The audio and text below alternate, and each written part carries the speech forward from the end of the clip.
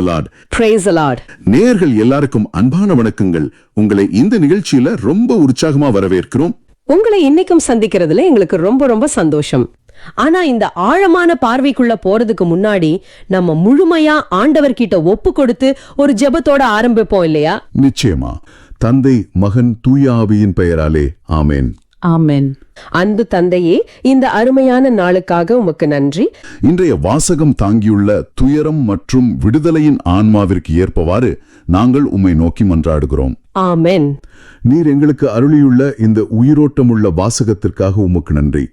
இன்று நாங்கள் தியானிக்க போகும் இந்த நற்செய்தி வாசகம் எங்களுக்கெல்லாம் ஒரு மாபெரும் வழிகாட்டியாக அமைய வேண்டும். இன்றைய தினத்தில் உமது சிலுவை, உமது பாடுகள் மற்றும் நீர் செய்த மாபெரும் அர்ப்பணிப்பை தியானிக்க எங்களுக்கு கொடுத்த இந்த வாய்ப்புக்காக நன்றி.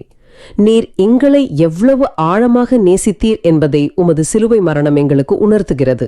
இன்றைய வாசகம் எங்களுக்கு கற்றுத்தரும் உமது தாழ்ச்சிக்காகவும் எங்களை மீட்பதற்காக நீர் உம்மையே வெறுமையாக்கிய அந்த மாபெரும் தியாகத்திற்காகவும் உமக்கு நன்றி. இன்றைய வார்த்தை யூடியூப் சேனல் வழியாக இந்த நிகழ்ச்சியை பார்க்கும் ஒவ்வொரு நேயரும் இந்த வாசகத்தின் வழியாக வெளிச்சம் பெற வேண்டும் என்று மன்றாடுகிறோம். அவர்களுடைய பாவங்களை மன்னித்து உமது அளவற்ற இரக்கத்தையும் கிருபையையும் ஆன்ம மற்றும் உடல் சுகத்தையும் அவர்களுக்கு தந்தருளும். அவர்கள் சந்திக்கின்ற ஒவ்வொரு சவால்களிலும் உமது வார்த்தை அவர்களுக்கு வழிகாட்டட்டும். இந்த வாசகத்தின் வழியாக வெளிச்சம் அவர்கள் வாழ்வில் பதியும்படி செய்யும். அவர்களை ஆசீர்வதித்து அவர்களுக்கு தேவையான மன்னிப்பு, குணமளித்தல், இரக்கம் மற்றும் உம்முடைய அளவற்ற கிருபையை தந்தருளும். அவர்கள் வாழ்க்கையில் உள்ள எல்லா தடைகளும் பாடுகளும் உமது சிலுவையின் வல்லமையால் மாறட்டும். சிறப்பா கைவிடப்பட்டவங்க, துன்பப்படுறவங்கெல்லாம் கிறிஸ்துவின் பாடுகள்ல ஒரு பெரிய நம்பிக்கை பெறவும், விசுவாசிகள் கிறிஸ்துவின் தாழ்ச்சியையும் கீழ்ப்படிதலையும் பின்பற்றவும் ஜெபிக்கிறோம். கண்டிப்பா. அதே போல தலைவர்கள் தாழ்ச்சியோடும் நீதியோடும் சேவை செய்யவும், துன்புறுத்தப்படுற விசுவாசிகள் ஆண்டவரோட உதவியால பலம் பெறவும் நாங்க ஜெபிக்கிறோம்.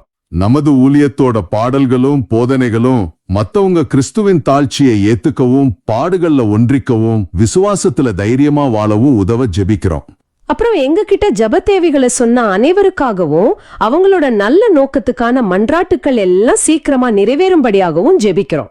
இந்த மன்றாட்டுக்கள் அனைத்தையும் எங்கள் சகோதரரும் ஆண்டவருமான இயேசு கிறிஸ்துவின் பெயரில் திருமுன் வைக்கிறோம், எங்கள் அன்பு தந்தையே. ஆமென். நேயர்களே, உங்களது ஜெப தேவைகளை கமெண்டிலோ அல்லது எங்களின் வாட்ஸ்ஆப்பிலோ தெரிவியுங்கள். நாங்களும் எங்களது தனிப்பட்ட ஜெபத்திலும் ஜெபிக்கிறோம். இன்னைக்கு நாம திருவிழியத்துல ஒரு ஆழமான தேடலுக்குள்ள போக போறோம். மத்தேயு நற்செய்தியில வர்ற பாடுகள், எசாயா இறைவாக்கினர் உரைத்த பாடுகள், அப்புறம் திருப்பாடல்கள் 22, இதையெல்லாம் ரொம்ப ஆழமா அலச போறோம். உண்மைதான். இதெல்லாம் நேயர்களாகிய உங்களுக்கு உங்களோட அன்றாட வாழ்க்கையில எப்படி ஒரு பெரிய நம்பிக்கையை கொடுக்க போகுது அப்படிங்கறத நம்ம பார்க்க போறோம். ஆனா இந்த கருத்துக்களுக்குள்ள போறதுக்கு முன்னாடி நான் ஒரு சின்ன ஸ்டோரி ஒன்னு சொல்றேன். கற்பனை செஞ்சு பாருங்க, ஒரு பெரிய மாபெரும் மன்னர் இருக்காரு. அவர் நாட்டுல மக்கள் எல்லாரும் அவருக்கு எதிராக ஒரு பெரிய கிளர்ச்சியில ஈடுபடுறாங்க. ஓ, மன்னருக்கு எதிராவே கிளர்ச்சியா? ஆமாங்க. அந்த நாட்டோட சட்டப்படி கிளர்ச்சி செஞ்சா மரண தண்டனை தான் தீர்ப்பு. இப்ப அந்த மன்னருக்கு 2 வழிகள் இருக்கு. ஒன்னு, தான் அதிகாரத்தை பயன்படுத்தி எல்லாரையும் அழிச்சிட்டு ஒரு புது ராஜ்யத்தை உருவாக்குறது. ஆனா அவர் அப்படி செய்யல. சரியா சொன்னீங்க. அவர் அதை செய்யல. பதிலா தன்னோட கிரீடத்தையும் அரச உடைகளையும் கழட்டி வச்சுட்டு ஒரு கைதி மாதிரி விலங்கிடப்பட்டு அந்த இருண்ட சிறைச்சாலைக்குள் நுழைறாரு. ஆச்சரியமா இருக்கே. அதாவது மக்களோட குற்றங்களுக்கான தண்டனைய தன்மேல சுமந்துக்கிட்டு அவர் மரணத்தை ஏத்துக்கிறாரு. தான் சொந்த ரத்தத்தால அந்த நாட்டோட சட்டத்தை அன்பாகவும் இரக்கமாகவும் மாத்துறாரு. ரொம்ப அருமையான ஒரு ஸ்டோரி. இது ஒரு கற்பனை நிகழ்வு கிடையாது. பிலிப்பியர் 2ஆம் அதிகாரத்துல நம்ம வாசிக்கிற ஆண்டவர் இயேசுவோட மாபெரும் தாழ்ச்சி இதுதான். எப்படி அந்த மன்னர் தன் அதிகாரத்தை விட்டுட்டு சிறைக்குள்ள வந்தாரோ அதே மாதிரிதான் ஆண்டவர் தன் இறைத்தன்மைய மனிதர்களுக்காக விட்டுட்டு ஒரு அடிமையின் உருவை எடுத்தார் இல்லையா? கண்டிப்பா. தன்னைத்தானே வெறுமையாக்குதல் அப்படிங்கிற அந்த தெய்வீக செயல் தான் இது. மத்தேயு நற்செய்தி 21ஆம் அதிகாரம் 1 முதல் 11 வரையிலான வசனங்கள். ஆம், இயேசு எருசலேம் நகருக்குள் நுழைந்த அந்த மாபெரும் நிகழ்வு இல்லையா? கரெக்ட். அதேதான். இந்த வாசகத்தை நான் படிச்சப்போ எனக்குள்ள ஒரு பெரிய வியப்பு வந்துச்சு. சரியா, முதல் நூற்றாண்டுல எருசலேம்ல உண்மையிலே இதுதான் நடந்தது. உண்மையாவா சொல்றீங்க? ஆமா. இந்த வரலாற்று பின்னணியை புரிஞ்சுக்கிட்டாதான் இந்த வாசகத்தோட முழு ஆழமும் நேர்களாகிய உங்களுக்கு புரியும். நீங்க கொஞ்சம் அந்த காலத்துக்கு போய் பாருங்க. அது பாஸ்கா விழா நடக்கிற நேரம். அப்போ எருசலேம் நகரத்துல பல லட்சக்கணக்கான யூதர்கள் கூடியிருப்பாங்க இல்லையா? மிகச்சரி. பல லட்சக்கணக்கான மக்கள் கூடியிருக்கிற ஒரு பதட்டமான காலகட்டம் அது. எப்ப வேணாலும் மக்கள் ரோமானியர்களுக்கு எதிராக கிளர்ச்சியில ஈடுபடலாம் அப்படிங்கிற ஒரு சூழ்நிலை அங்க நிலவுது. ஓ, அப்ப ரோமானிய அரசு ரொம்ப உஷாரா இருந்திருப்பாங்க. கண்டிப்பா. அந்த நேரத்துல ரோமானிய ஆளுநரான புந்தியு பிலாத்து எருசலேமோட மேற்கு வாசல் வழியா தன்னோட படை வீரர்களோட பெரிய பெரிய போர்க்குதிரைகள்ல ஆயுதங்களோட அணிவகுத்து வந்திருப்பான். அது ரோமானிய பேரரசோட வன்முறையோ அதிகாரத்தையும் காட்டுறதுக்கான ஒரு அரசியல் செயல்பாடு. ஆனா சரியா அதே நேரத்துல நம்ம இயேசு என்ன செய்யறார்? அதுதான் இங்க ஹைலைட். எருசலேமோட கிழக்கு வாசல் வழியா இயேசு ரொம்ப அமைதியா ஒரு கழுதைக்குட்டியின் மேல ஏறி வரார். இது ஒரு சாதாரண நிகழ்வு கிடையாது. வன்முறைக்கும் அதிகாரத்துக்கும் எதிரா இயேசு அமைதியையும் அன்பையும் தன்னோட ஆயுதமா பயன்படுத்துறார். வாவ், அதை கேட்கும் போதே சிலிர்க்குது. ஒரு பக்கம் போர் குதிரைகள், இன்னொரு பக்கம் சாதாரண கழுதை.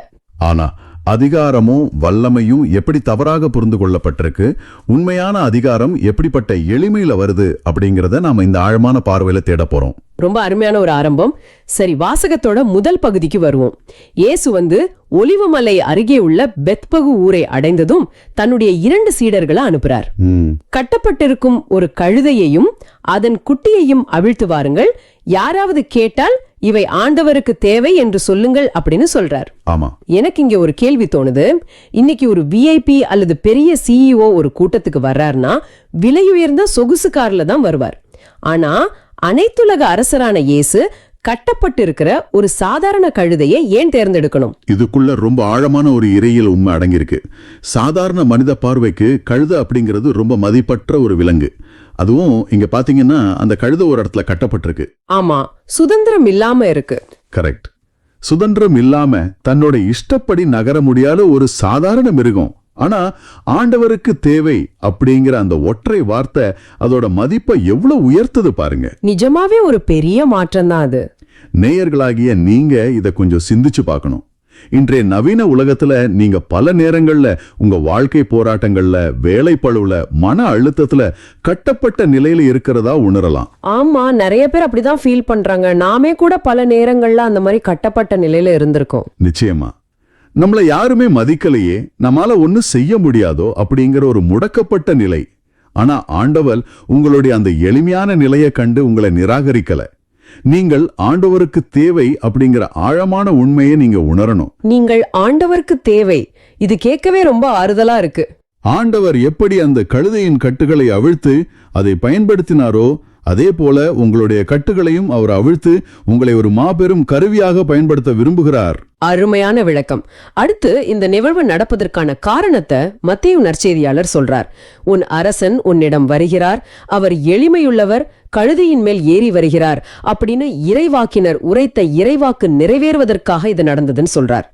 செக்கரியா இறைவாக்கினர் உரைத்த இறைவாக்காது. இதுல என்ன ரொம்பவே கவர்ந்த வார்த்தை எளிமையுள்ளவர் அப்படிங்கிறது தான். அது ரொம்ப முக்கியமான ஒரு வார்த்தை. இன்னைக்கு இருக்கிற இந்த சமூக வலைத்தள உலகத்துல பாத்தீங்கன்னா தன்னிடம் இல்லாததை கூட இருப்பதாக காட்டிக்கொள்ளும் போலித்தனம் நிறைய பெருகிடுச்சு. ஆமா, எல்லாம் ஒரு ஷோ ஆஃப் தான். இப்போ ஒரு சின்ன அதிகாரம் கிடைச்சா கூட அதை மத்தவங்க மேல பிரயோகித்து பாக்குற மனநிலை தான் அதிகமா இருக்கு. அப்படி இருக்கும்போது ஆண்டவரோட இந்த எளிமை நமக்கு ஒரு பெரிய சவாலா இருக்கு இல்லையா? ரொம்ப பெரிய சவால். நான் முன்னாடியே சொன்ன மாதிரி போர் வீரர்கள் குதிரைகள்ல தான் பவனி வருவாங்க. ஏன்னா குதிரை அப்படிங்கிறது போரை குறிக்கும், அதிகாரத்தை குறிக்கும், மக்களை பயமுறுத்துற ஒரு விலங்கு அது. கரெக்ட். ஆனா கழுதை அப்படிங்கிறது அமைதியை குறிக்கும். திருவிவிலிய காலத்துல ஒரு அரசன் போருக்கு போகும்போது குதிரையில போவான். ஆனா போர் முடிஞ்சு அமைதி திரும்பிய பிறகு தன் மக்கள் கிட்ட வரும்போது கழுதையில வருவான். ஓ, அப்போ இயேசு தன்னை ஒரு அமைதியின் அரசரா வெளிப்படுத்துறா? ஆமாம். அதிகாரமும் பதவியும் மற்றவங்களை அடக்கி ஆள்வதற்கல்ல, பணிவோடு சேவை செய்வதற்கே அப்படிங்கிறத இன்றைய தலைவர்களுக்கு இயேசுவின் இந்த செயல் ஒரு மிகப்பெரிய சவாலாக முன்வைக்குது.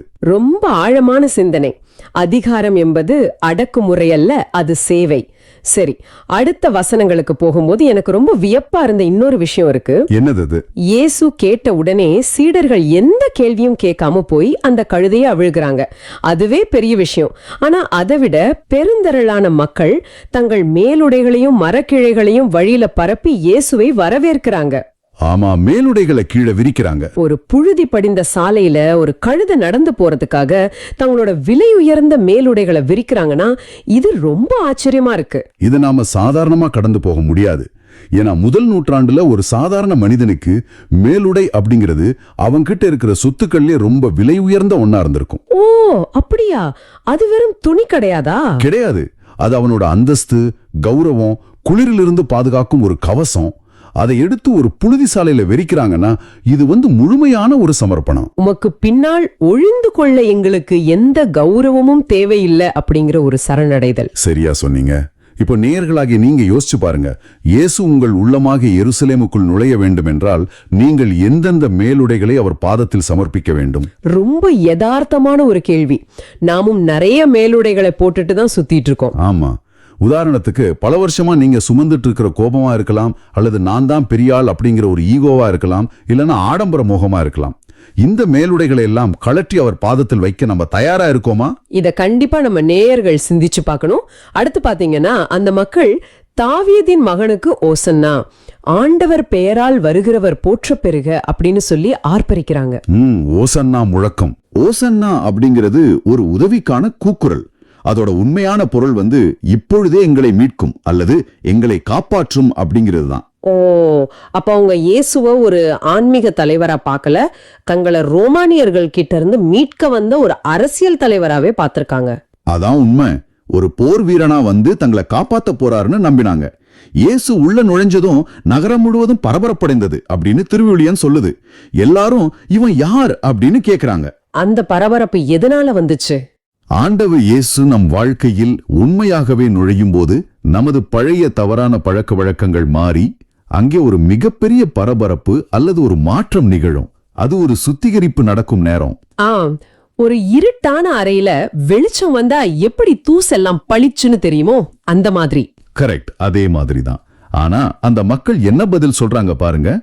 இவர் இறைவாக்கினர் இயேசு கலிலேயாவில் உள்ள நாசரேத்தை சேர்ந்தவர் அப்படின்னு மேலோட்டமா தான் சொல்றாங்க. அதாவது அவர் இறைமகன், நிலை வாழ்வு தர வந்தவர் அப்படிங்கிற முழுமையான ரகசியம் அவங்களுக்கு புரியல. இப்போ நேயர்களுக்கு நான் வைக்கிற சவால் இதுதான். கூட்டத்தோட கூட்டமாக நாமும் இயேசுவை வெறும் ஒரு நல்ல மனிதரா, நம்ம தேவைகளை நிறைவேற்ற போறவரா மேலோட்டமாக மட்டுமே பின்பற்றிட்டு இருக்கோமா, அல்லது அவரை உண்மையான நிலை வாழ்வு தரும் ஆண்டவராக பின்பற்றுகிறோமா? ஆமா, இதை நீங்க ரொம்ப ஆழமா சிந்திக்கணும். இந்த ஒட்டுமொத்த பகுதியையும் நாம தொகுத்து பார்த்தோம்னா ரொம்ப தெளிவான ஒரு படம் நமக்கு கிடைக்குது. கட்டப்பட்ட கழுதை, எந்த பந்தாவும் இல்லாத எளிமையான அரசன், மத்தவங்களுக்காக தன் மேலுடைய கீழே விரித்த மக்கள், ஓசன்னா முழக்கன்னு எல்லாமே ரொம்ப பிரம்மாண்டமா இருக்கு. ஆமா, சற்று யோசிச்சு பாருங்க. அன்று ஓசன்னா பாடி வரவேற்ற அதே மக்கள்தான் சில நாட்களிலேயே பிலாத்துவின் முன்னாடி நின்று அவரை சிலுவையில் அறையும் அப்படின்னு ஆக்ரோஷமாக கத்தினார்கள். கேட்கவே மனசுக்கு ரொம்ப கஷ்டமா இருக்கு. தங்களுக்கு பிடிச்ச மாதிரி அவர் நடக்கல, போர் செய்யலன்னு தெரிஞ்சதும் அவங்க நம்பிக்கையே மாறிடுச்சு. நேயர்களே, இது நமக்கான ஒரு எச்சரிக்கை. நமது நம்பிக்கையும் இப்படி சூழ்நிலைக்கு ஏற்ப மாறக்கூடியதாக இருக்கிறதா? மற்றவர்கள் பாராட்டும் போது, நமக்கெல்லாம் நல்லபடியா நடக்கும்போது மட்டும் ஆண்டவரை புகழ்ந்துவிட்டு கஷ்டங்கள் வரும்போது அவரை விட்டு விலகி விடுகிறோமா? இதை சற்று ஆழமாக சிந்தித்து பாருங்கள். கண்டிப்பா. நிலை வாழ்வுக்கான உண்மையான நம்பிக்கை சூழ்நிலைக்கு ஏற்ற மாதிரி மாறாது.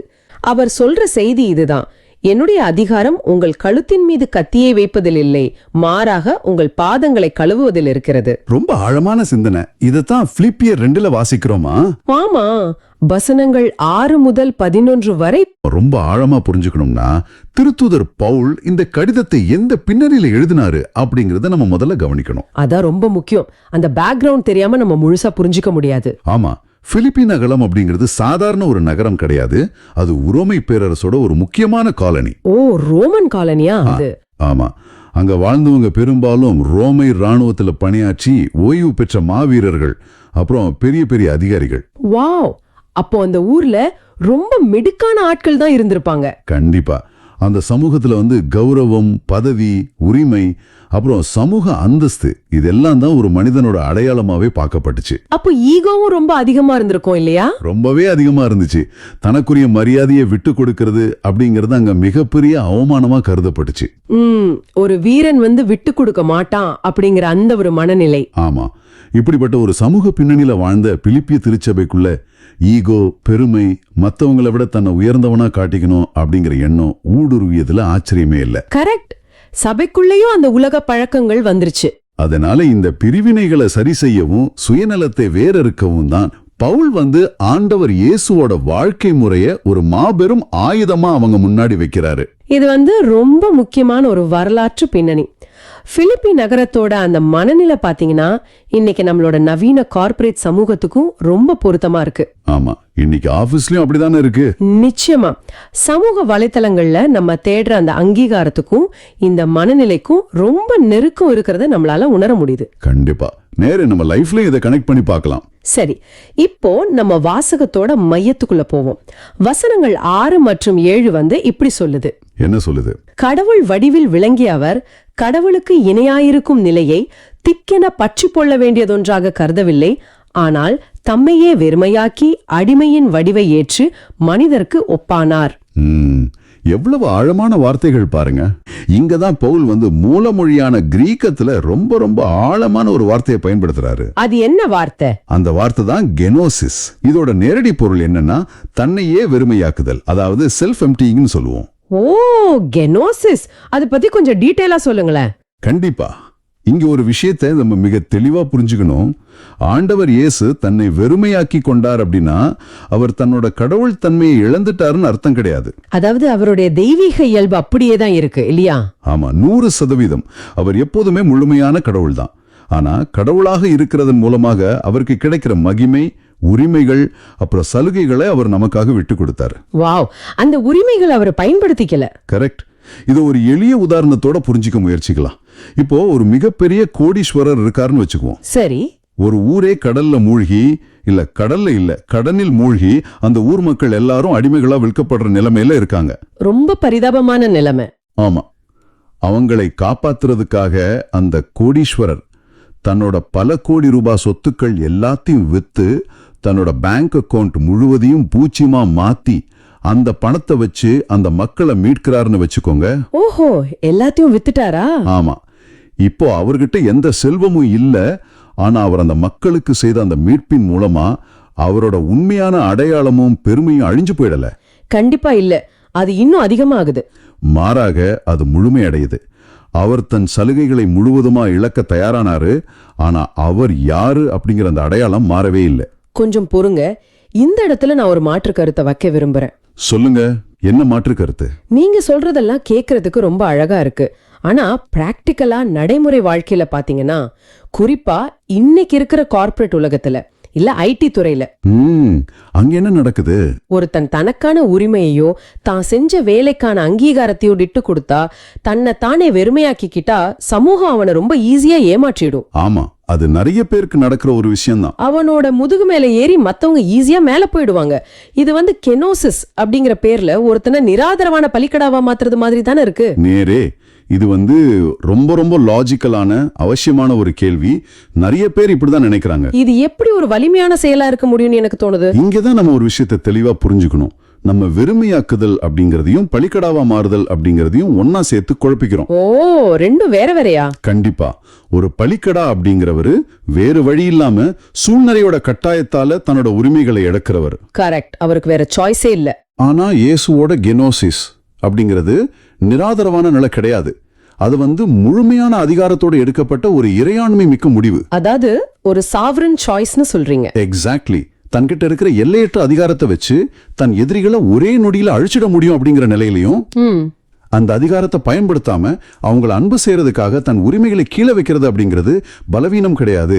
அதுதான் உண்மையான உச்சக்கட்ட வலிமை. வாவ், இது கேக்குறதுக்கே ரொம்ப பவர்ஃபுல்லா இருக்கு. நேரே உங்க ஆபீஸ்ல நீங்க ஒரு விஷயத்தை விட்டு கொடுக்கிறது பயத்தினால அப்படின்னா அது பலவீனம். கரெக்ட். ஆனா உறவுகளை கட்டி எழுப்புவதற்காக மனப்பூர்வமா ஒரு ஈகோவை நீங்க கீழே இறக்கி வச்சா அங்க நீங்க சூழ்நிலையோட அடிமை கிடையாது, நீங்களே அந்த சூழ்நிலையை ஆளும் தலைவர். நீங்க சொல்றத பாக்கும்போது அதிகாரம் அப்படிங்கிறது மத்தவங்களை அடக்கி ஆள்வதற்கானது கிடையாது அப்படிங்கிற ஒரு புது பார்வை கிடைக்குது. அது மத்தவங்களை உயர்த்துவதற்காகத்தான். மத்தவங்கள உயர்த்துவதற்காக நம்மளையே காலியாக்குவது அப்படிங்கிற ஒரு புதிய சிந்தனை பிறக்குது. இது உண்மையாவே நம்மளோட உலகளாவிய சிந்தனை முறையே முற்றிலுமா புரட்டி போடுது. நிச்சயமா இந்த உலகத்தோட வழியே வேற, ஆண்டவர் காட்டுற வழியே வேற. தன்னை வெறுமையாக்கி மனிதனா இறங்கி வந்த அவரு அதோட நின்னுடல. இந்த இறங்குமுக பயணம் ரொம்ப கொடூரமான ஒரு புள்ளிய நோக்கி போகுது.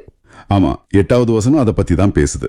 வாசகத்தோட 8வது வசனம் என்ன சொல்லுதுன்னா, மனித உருவில் தோன்றி சாவை ஏற்கும் அளவுக்கு, அதுவும் சிலுவை சாவையே ஏற்கும் அளவுக்கு கீழ்ப்படிந்து தம்மையே தாழ்த்தி கொண்டார். சிலுவை மரணம் வரைக்கும் அவர் போனாரு. மனிதனா பிறந்தது ஒரு புறம் இருக்கட்டும், ஆனா எதற்காக மரணத்தை ஏற்கணும்? அது ஒரு பெரிய தியாகம். அதிலும் குறிப்பா வரலாற்றிலேயே மிக கொடூரமான சிலுவை சாவையை அவர் ஏன் தேர்ந்தெடுக்கணும்? நேரே, இந்த இறங்குமுக பயணத்தோட ஆழத்தை நீங்க கொஞ்சம் கூர்ந்து கவனிக்கணும். கடவுள் அப்படிங்கிற நிலையிலிருந்து மனிதனா அவர் இறங்குறாரு. மனிதர்கள்யாவது அவர் ஒரு பெரிய சக்கரவர்த்தியா பிறந்தாரா? கிடையாது. ஒரு அடிமையோட வடிவா அவர் ஏற்கிறாரு. அடிமையா பிறக்கிறாரு. ஆமா, அதற்கும் கீழே போய் குற்றவாளிகளுக்கு வழங்கப்படுற மரணத்தை ஏற்கிறாரு. மரணத்திலையும் ஆக கீழான சிலுவை மரணத்தை ஏற்கிறாரு. ஸ்டெப் பை ஸ்டெப்பா அவர் கீழே இறங்கி வராரு. கரெக்ட். உரோமை பேரரசுல சிலுவை அப்படிங்கிறது வெறும் ஒரு மரண தண்டனை கிடையாது. அது ஒரு அவமானத்தின் இயந்திரம். அவமானத்தின் இயந்திரமா? அப்படின்னா? ஆமா, ஒரு உரோமை குடிமகனுக்கு சிலுவை மரணம் கொடுக்கப்படவே மாட்டாது. அவங்களுக்கு அந்த தண்டனை கிடையாதா? கிடையாது. தேச துரோகிகள், கிளர்ச்சியாளர்கள், அப்புறம் அடிமைகளுக்கு மட்டும்தான் இது வழங்கப்படும். ரொம்ப ஒரு கேவலமான மரணமா அது பார்க்கப்பட்டுச்சு. நிச்சயமா. சிலுவையில அறையப்படுற மனிதன் தன்னோட ஆடைகள் முழுவதுமா உரியப்பட்டு பொதுமக்களோட பார்வைக்காக சாலையோரங்கள்ல நிர்வாணமா தொங்க விடப்படுவான். நினைச்சு பார்க்கவே ரொம்ப கஷ்டமா இருக்கு. மக்கள் அவன் மேல காரி உமிழ்வாங்க. ஒரு மனிதனோட மானம், மரியாதை, உடல் வலிமை, சுயமரியாதைன்னு அனைத்தையும் முழுவதுமா அழிச்சு அவனை வெறும் சதையாகவும் ரத்தமாகவும் மட்டுமே காட்டும் ஒரு கொடூரமான உளவியல் ஆயுதம் தான் சிலுவை. அப்படியானால் மனித குலம் அனுபவிக்கக்கூடிய ஆக கீழான ரொம்ப அவமானகரமான அந்த இருள ஆண்டவர் தொட்டு பார்க்க விரும்பினாருன்னு எடுத்துக்கலாமா? நிச்சயமா, அப்படிதான் நம்ம புரிஞ்சுக்கணும். எந்த தவறும் செய்யாத அவரு அந்த ஆழமான வலியையும் தனிமையையும் ஏன் சுயமா தேர்ந்தெடுத்து உள்வாங்கிக்கணும்? அதுக்கு ஒரே காரணம்தான், மனிதர்கள் மேல அவர் கொண்ட எல்லையற்ற அன்புதான் அதுக்கு காரணம். வாவ், அன்புக்காக அந்த வலியை ஏத்துக்கிட்டாரு. நேரே, நீங்க உங்க வாழ்வுல சில நேரங்கள்ல மிக கடுமையான அநீதிகளை சந்திச்சிருக்கலாம். மத்தவங்க உங்களை தவறா புரிஞ்சுக்கிட்டு இருக்கலாம். ஆமா, நிறைய பேருக்கு அந்த மாதிரி அனுபவம் இருக்கும். உங்க நட்பெயருக்கு களங்கம் கற்பித்து உங்களை அனைவர் முன்பாகவும் அவமானப்படுத்தி இருக்கலாம். கரெக்ட். அப்ப நம்ம மனசு எவ்வளவு வலிக்கும். நான் என்ன தவறு செய்தேன், ஏன் எனக்கு இந்த தனிமை, ஏன் இந்த வலி அப்படின்னு நீங்க கண்ணீர் வெடிக்கிற ஒவ்வொரு முறையும் இந்த வாசகத்தை நினைச்சு பாருங்க. நேயரே, இது உங்களுக்கான வார்த்தை. உங்களோட அந்த இருண்ட உணர்வுகளை, கைவிடப்பட்ட அந்த வலிய ஆண்டவர் இயேசு அந்த சிலுவையில ஏற்கனவே முழுமையா அனுபவிச்சுட்டார். ஆமா, அவர் நமக்காக அதை கடந்து வந்துட்டார். அவர் உங்க கண்ணீரை புரிஞ்சுக்கிட்டவரு. மனித அவமானத்தோட மிக ஆழமான பள்ளத்துல அவர் இறங்கினதால இப்ப எந்த ஒரு மனிதனும் என் வழிய புரிஞ்சுக்க யாருமே இல்ல அப்படின்னு சொல்லவே முடியாது. ஆண்டவர் நம்மளோட வழி அறிஞ்சிருக்காரு, அவர் அந்த வழியை கடந்து வந்திருக்காரு அப்படிங்கிற உண்மை இருள தவிக்கிற ஒரு மனிதனுக்கு கிடைக்கிற ஒரு மாபெரும் வெளிச்சம். நிச்சயமா ஒரு பெரிய நம்பிக்கை அது. ஆனா இந்த இருள் சூழ்ந்த சிலுவை மரணத்தோட எல்லாமே முடிஞ்சுடுச்சான்? இல்ல, கண்டிப்பா கிடையாது. இங்கேதான் வாசகத்தோட மிகப்பெரிய திருப்புமுனை நடக்குது. அவமானத்தோட உச்சகட்டத்திற்கு பிறகு என்ன நடக்குது அப்படிங்கறத வசனங்கள் 9 முதல் 12 வரை நமக்கு தெளிவா காட்டுது. ஆமா, அந்த உயர்வு பத்தி பவுல் பேசுறாரு. ஆதலால் கடவுள் அவரை மிகவே உயர்த்தி எப்பேருக்கும் மேலான பெயரை அவருக்கு அருளினார். வாவ். விண்ணவர் மன்னவர் கீழுலகோர் அனைவரும் இயேசுவின் பெயருக்கு முன் முழங்கால் படியிடுவர். தந்தையாகிய கடவுளின் மாட்சிக்காக இயேசு கிறிஸ்து ஆண்டவர் என எல்லா நாவுமே அறிக்கையிடும். எவ்வளவு அருமையான வார்த்தைகள். உலகத்தோட பார்வையில ஒரு அடையற வெற்றிக்கும் இங்க ஆண்டவர் தர்ற உயர்வுக்கும் என்ன அடிப்படை வித்தியாசம் இருக்கு? நேரே, உலகத்தோட பார்வையில உயர்வு அப்படிங்கிறது நம்ம சுயமாக ஏறி பிடிக்கிற ஒரு ஏணி. ஆமா, நம்மளே கஷ்டப்பட்டு மேல போறது. பலரை கீழே தள்ளிவிட்டு மத்தவங்களோட முதுகின் மேல ஏறி நின்னு நான் எப்படி உயர்ந்தேன் பார் அப்படின்னு தனக்குத்தானே பெருமை தேடிக்கிறது தான் உலகத்தோட வெற்றி. கரெக்ட். அதுல ஒரு ஈகோ இருக்கும். ஆனா இயேசு அடைந்த உயர்வு அப்படிப்பட்டதல்ல. அவர் தன்னைத்தானே உயர்த்தி கொள்ளவில்லை. அவர் தன்னை தாழ்த்தினாரு. ஆமா, அவர் தன்னை முழுவதுமா தாழ்த்தினதால தந்தை அவரை மிகவே உயர்த்தி கௌரவிக்கிறாரு. இத சூப்பர் எக்ஸால்டேஷன் சொல்லுவாங்க. Wow, super exaltation. ஆண்டவர் காட்டுற வழியில உண்மையான உயர்வு அப்படிங்கிறது நம்ம சுயமாக தேடி பிடிக்கிறது கிடையாது. பின்ன எப்படி கிடைக்குது? மாறாக நம்ம மத்தவங்களுக்காக தாழ்ந்து போகும்போது ஆண்டவர் தாமே நம்மை தூக்கி நிறுத்துற மாபெரும் செயல் அது. அந்த மாபெரும் உயர்வின் அடையாளமா எல்லா பேருக்கும் மேலான பெயர் அவருக்கு அருளப்பட்டது அப்படின்னு பவுல் எழுதுறாரே, அந்த பெயர் என்ன? அது எதை குறிக்குது? அந்த பெயர் தான் ஆண்டவர் அப்படிங்கிறது. ஓஹோ, ஆண்டவர். கிரீக்கத்துல இத கிரியோஸ் அப்படின்னு சொல்லுவாங்க. முதல் நூற்றாண்டுல ஒரு ரோமை பேரரசர் சீசரை மட்டும்தான் மக்கள் கிரியோஸ் அல்லது ஆண்டவர் அப்படின்னு அழைக்கணும். வேற யாரையும் அப்படி கூப்பிடக்கூடாதா? கூடாது, அது சட்ட விரோதம். ஆனா திருத்தூதர் பவுல் ரொம்ப தைரியமா சொல்றாரு, சிலுவையில அவமானமாக கொல்லப்பட்ட அந்த தச்சனின் மகன் தான் உண்மையான ஆண்டவர் அப்படின்னு. ரொம்ப போல்டான ஒரு ஸ்டேட்மெண்ட். ஆமா, பழைய ஏற்பாட்டு காலத்துல பாத்தீங்கன்னா இந்த வார்த்தை இஸ்ரேலியர்கள் தங்கள் கடவுளை அழைக்க மட்டுமே பயன்படுத்திய ஒரு புனிதமான சொல். ஓ, அந்த அளவுக்கு புனிதமான ஒரு பேரு. கரெக்ட். இப்போ அதே முழுமையான அதிகாரமும் பிரபஞ்ச மகிமையும் இயேசுவுக்கும் கொடுக்கப்படுது. வாவ். இதனாலதான் விண்ணவர் அதாவது வான தூதர்கள், மன்னவர் அதாவது வாழும் மனிதர்கள், கீழுலகோர் அதாவது இறந்தவர்கள் என ஒட்டுமொத்த பிரபஞ்சமும் அவருக்கு முன் முழங்கால் படியிட்டு வணங்கும் அப்படின்னு பவுல் ரொம்ப உறுதியா சொல்றாரு. அகில உலகமும் முழங்கால் படியிடும் அந்த மாபெரும் அதிகாரத்தை பெற்ற பிறகும் இந்த வாசகத்தோட இறுதி வரி என்னை ரொம்பவே சிந்திக்க வைக்குது. என்ன வரி அது? இயேசு அந்த மகிமையை தன்னைக்கே வச்சிக்காம தந்தையாகிய கடவுளின் மாட்சிக்காக அதை மீண்டும் அர்ப்பணிக்கிறாரு. ஆமா, அது ஒரு முழுமையான சரணடைதல். இது அன்போட ஒரு முழுமையான சுழற்சியா எனக்கு தெரியுது. மேலிருந்து கீழே வந்தாரு, மீண்டும் கீழே இருந்து மேலே உயர்த்தப்பட்டாரு. கரெக்ட். அந்த உயர்வின் ஒட்டுமொத்த மகிமையையும் மீண்டும் தந்தைக்கே சமர்ப்பிச்சிட்டாரு. நேயரே, இதுதான் திருவிவிலியம் நமக்கு கற்றுத்தரும் மிக உயர்ந்த பாடம். நிச்சயமா. நம்ம வாழ்வில நம்ம அடையிற வெற்றிகள், நம்ம செய்யற நற்செயல்கள், நமக்கு கிடைக்கிற பாராட்டுகள் என எதுவாக இருந்தாலும் அத என் திறமை, என் புத்திசாலித்தனம் அப்படின்னு நம்மளோட சுய பெருமைக்காக பயன்படுத்தாம அந்த மகிமை அனைத்தையும் ஆண்டவருக்கே சமர்ப்பிக்கிற மனநிலைதான் உண்மையான கீழ்ப்படிதலோட அடையாளம். வாவ், இன்னைக்கு நீங்க எதை இழந்துடுவோன்னு ரொம்ப பயந்து அதை விடாப்பிடியா பிடிச்சுக்கிட்டு இருக்கீங்களோ, அது உங்க குடும்பத்துல உள்ள கௌரவமா இருக்கலாம், உங்க பணியிடத்துல உள்ள பதவியா இருக்கலாம், அல்லது ஒரு வாக்குவாதத்துல நான் தான் சரி அப்படிங்கிற உங்க பிடிவாதமான ஈகோவா கூட இருக்கலாம். கரெக்ட். அந்த பிடிவாதம் தான் ஆண்டவர் உங்களுக்காக வச்சிருக்கிற உண்மையான உயர்வுக்கு மிகப்பெரிய தடையா இருக்கா? கொஞ்சம் நிதானமா யோசிச்சு பார்க்கணும். சில நேரங்கள்ல நம்ம இறுக பிடிச்சுக்கிட்டு இருக்கிறத விட்டு விடுறது தான் நம்ம கீழே விழுவதற்கான வழி கிடையாது, நம்ம மேலே உயர்த்தப்படுவதற்கான ஒரே வழி அப்படிங்கறத சற்று அமைதியா யோசிச்சு பாருங்க. மிகச்சரியான சிந்தனை. நீங்க காட்டுற அந்த சிறு தாழ்ச்சியும் விட்டு கொடுத்தலும் இயேசு காட்டின அந்த மாபெரும் கெனோசிஸோட ஒரு சிறு துளிதான். ஆமா, நிச்சயமா. அது உங்க வாழ்விலும் உங்களை சுற்றி உள்ளவர்கள் வாழ்விலும் ஒரு பெரிய சமாதானத்தை கொண்டு வரும். அப்படி என்றால் அதிகாரத்தின் உச்சம் என்பது அடக்குமுறை அல்ல, சேவை செய்யறதுன்னு சொல்றீங்க. இது கேட்க அழகா இருந்தாலும் நடைமுறை உலகத்தில் இது ரொம்ப கஷ்டம் இல்லையா? கண்டிப்பா கஷ்டம்தான். அதை எசாயா 50ஆம் அதிகாரத்துல படிக்கும்போது இன்னும் ஆச்சரியமா இருக்கும். 4 முதல் 7 வரையிலான வசனங்கள். ரொம்ப முக்கியமான ஒரு வாசகம் இது. ஒரு மனிதன் தன்னை சுற்றியுள்ள ஒட்டுமொத்த உலகமும் தனக்கு எதிராக திரும்பும்போது எப்படி மனமுடைந்து போகாமல் தப்பி பிழைப்பதற்கான ஒரு தெளிவான வழிகாட்டுதல் இதுல இருக்கு. சரி, இதை கொஞ்சம் விரிவாக பார்ப்போம். ஆண்டவர் ஊழியருக்கு அளிக்கும் மிகப்பெரிய ஆயுதம் ஒரு வாளோ ஈட்டியோ இல்ல, நலிந்தவனை தேற்றும் நாக்கும் ஆண்டவரின் குரலை கேட்கும் செவியும் தான் அந்த ஆயுதம்னு இந்த வாசகம் சொல்லுது. ஆனா எனக்கு இங்க ஒரு பெரிய முரண்பாடு தோணுது. என்ன முரண்பாடு? சொல்லுங்க. இன்றைய நவீன உலகில பாத்தீங்கன்னா நாம் காலையில எழுந்த உடனே நமது செவிகள் எதை கேட்குது? மொபைல் போனில் வரும் நோட்டிபிகேஷன் சத்தங்கள், செய்திகளில் வரும் எதிர்மறையான தகவல்கள், இப்படிதான் நம்ம நாள் தொடங்குது. ஆமா, காலையிலே ஒரு பதற்றத்தோட தான் எழுந்திருக்கிறோம். அதுதான். ஆனா இந்த வாசகத்துல காலைதோறும் அவர் என்னை தட்டி எழுப்புகின்றார், கற்போர் கேட்பது போல் நான் செவி கொடுக்க செய்கின்றார் என்று சொல்லப்பட்டுள்ளது. இது எவ்வளவு பெரிய முரண்பாடு! உங்களை மாதிரி பைபிள் அறிஞர்கள் இதை எப்படி பார்க்கறாங்க? இது ரொம்ப அழகான ஒரு கேள்வி. இதுக்கு நாம திருவிவிலியத்தின் எபிரேய மூல மொழியை சற்று கவனிக்கணும். இந்த வாசகத்துல வர்ற கற்போர் அப்படிங்கிற வார்த்தைக்கு எபிரேய மொழியில லிம்முடிம் அப்படின்னு சொல்றாங்க. லிம்முடிம் அப்படின்னா என்ன அர்த்தம்? லிம்முடிம் அப்படின்னா வெறுமனே ஒரு செய்தியை கேட்கிறவங்க கிடையாது.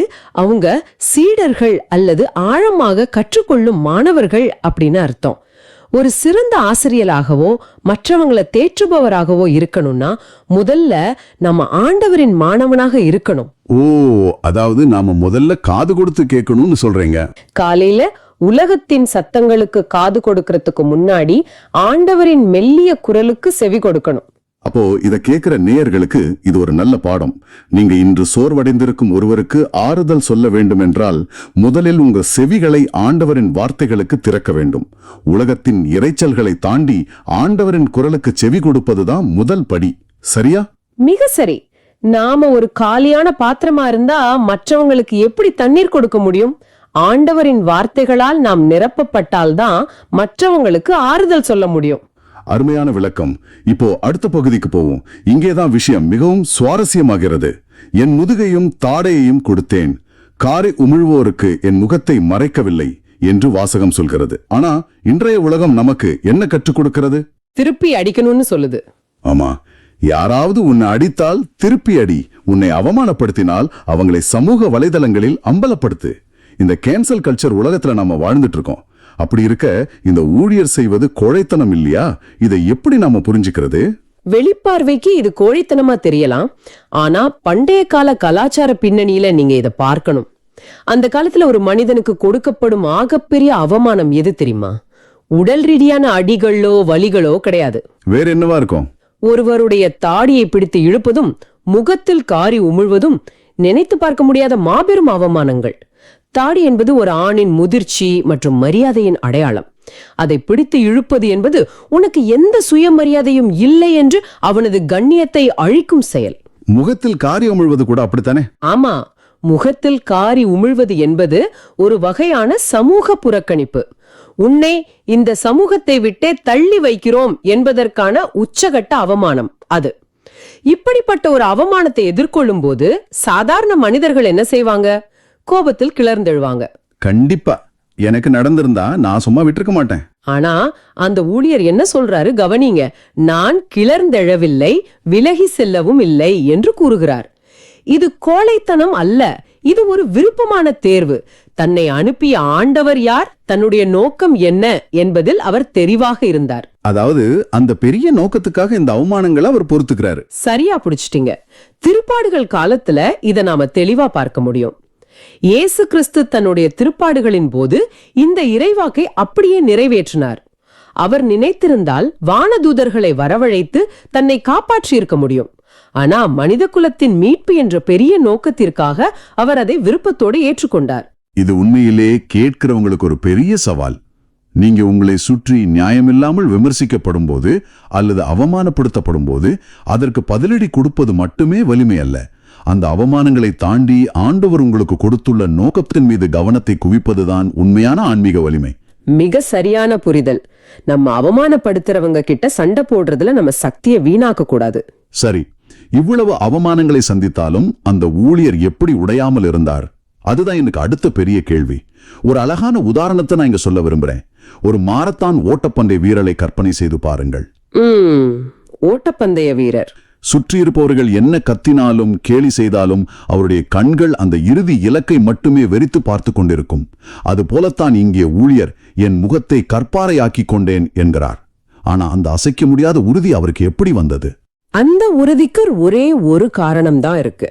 ஆண்டவராகிய என் தலைவர் துணை நிற்கின்றார் என்ற ஆழமான நம்பிக்கைதான் அது. கற்பாறை என்பது மிகவும் கடினமான கல். அதை இரும்பால் அடித்தால் அது உடையாது. மாறாக அதிலிருந்து தீப்பொறிதான் பறக்கும். அவரை உலகம் அவமானங்களால் உடைக்க நினைத்தாலும் ஆண்டவர் தன்னோடு இருக்கிறார் என்ற உணர்வு அவரை உடையாமல் பாதுகாத்தது. வாவ், இந்த கற்பாறை உதாரணம் ரொம்ப ஆழமா இருக்கு. அப்போ அவர் மனிதர்களின் அங்கீகாரத்தை தேடவில்லை, சரியா? ஆமா. தற்போதைய உலகில் நாம மற்றவர்களின் லைக்ஸ் மற்றும் கமெண்ட்ஸ்க்காக ஏங்குறோம். நம்முடைய சந்தோஷத்தை மற்றவர்கள் கையில கொடுத்துட்டோம். ஆனா அந்த ஊழியர் அப்படி செய்யல. ஆண்டவர் என் பக்கம் நிற்கிறார் என்ற உணர்வு வந்துவிட்டால் மனிதர்கள் கொடுக்கும் எந்த இழிநிலையும் நம்மை பாதிக்காது. இது நேயர்களுக்கு ஒரு முக்கியமான சவால். இன்று நீங்க சந்திக்கும் மிகப்பெரிய பிரச்சனையோ அல்லது அவமானமோ எதுவாக இருந்தாலும் உங்கள் முகத்தை கற்பாரை போல ஆக்கிக் கொள்ளுங்கள். மனிதர்களின் விமர்சனங்களுக்கு பயந்து பின்வாங்காதீங்க. உங்களை படைத்த ஆண்டவர் உங்கள் பக்கம் நிற்கிறார். நீங்க ஒருபோதும் வெக்கி போக மாட்டீர்கள். நிச்சயமா ஆண்டவர் நம்மோடு இருக்கும்போது எந்த சவாலையும் நம்மால உறுதியா எதிர்கொள்ள முடியும். இப்போ நேயர்களுக்கு நான் ஒரு ஆழமான கேள்வியை முன்வைக்க விரும்புறேன். இதை சற்று சிந்தித்து பாருங்கள். நீங்கள் இன்று சந்திக்கும் இந்த வலிகளும் அவமானங்களும் நாளை இன்னொரு நலிந்த மனிதனை உங்கள் நல்வாக்கால் தேற்றுவதற்காக ஆண்டவர் உங்களுக்கு கொடுக்கும் பயிற்சியாக இருந்தால் என்ன செய்வீர்கள்?